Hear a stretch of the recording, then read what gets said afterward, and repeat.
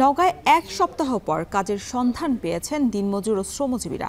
প্রতিদিন শহরের মোড়গুলোতে অন্তত ৩০০ শ্রমিক অপেক্ষা করেন কাজের সন্ধানে। দিনে ৫০০ থেকে ৬০০ টাকায় ক্ষেত খামার সহ বাসাবাড়ির নানা কাজ করেন তারা। নওগাঁ শহরের মুক্তির মোড় থেকে আরও জানাবেন সহকর্মী আব্বাস আলী।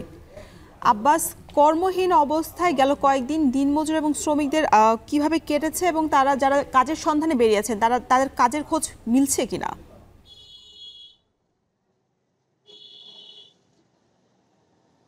রওশন, আমি এখন অবস্থান করছি নওগাঁ শহরের মুক্তির মোড়ে। আপনি নিশ্চয়ই দেখছেন যে আমার পিছনে কিছু সাইকেল অপেক্ষা করছে, আর এইসব সাইকেল আসলে ঝুড়ি, কোদাল এবং ভারসহ কাজের যেসব উপকরণ রয়েছে সেগুলো বাঁধা রয়েছে, এবং পাশেই অপেক্ষা করছেন দিনমজুর, যারা আসলে কাজের সন্ধানে এখানে এসেছেন।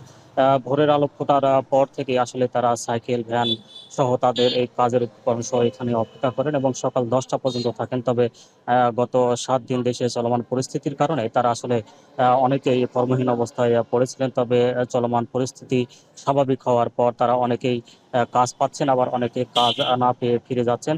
শুধু এই গুজরাটির মোড় না, শহরের বেশ কিছু আপনার মুক্তি মোড়, গুজরাটি মোড়, ব্রিজ মোড় এবং ডিগ্রি মোড় সহ আরো বেশ কয়েকটি মোড়ে আসলে প্রায় 3 শতাধিক শ্রমিক তারা কাজের জন্য এখানে আসেন, এবং তারা বিভিন্ন খেতে খামার, বাসা বাড়িতে তারা কাজ করে থাকেন, এবং তারা দিন হাজিরা হিসেবে 500 টাকা থেকে 600 টাকা পর্যন্ত তারা মজুরি পান। তবে তারা বলছেন যে দিন হাজিরা হিসেবে তারা চুক্তিবদ্ধ কাজ করতে পছন্দ করেন তারা, কারণ একদিন কাজ করলে পরের দিনে আবার আসতে হয়, যার কারণে তারা চুক্তিবদ্ধ হিসেবে কাজ করেন। এবং চুক্তিবদ্ধ হিসেবে কাজ করলে দেখা যায় যে তারা আগামী কয়েকদিন পর্যন্ত কাজ করতে পারেন, এবং কাজ শেষ হলে তারা আসলে আবারও এখানে এসে কাজের অপেক্ষায় থাকেন। এখানে গত প্রায় 20 থেকে 25 বছর ধরে তারা এখানে আসছেন এবং কাজ পেয়ে তারা জীবন জীবিকা নির্বাহ করছেন। তারা বলছেন আসলে দেশের যে কোনো পরিস্থিতির কারণে তাদের অনেকটা প্রভাব পড়ে, কারণ এইসব দিনমজুর আসলে তিন বেলা তিন করে ভাত খেয়ে তারা জীবন জীবিকা নির্বাহ করতে পারেন।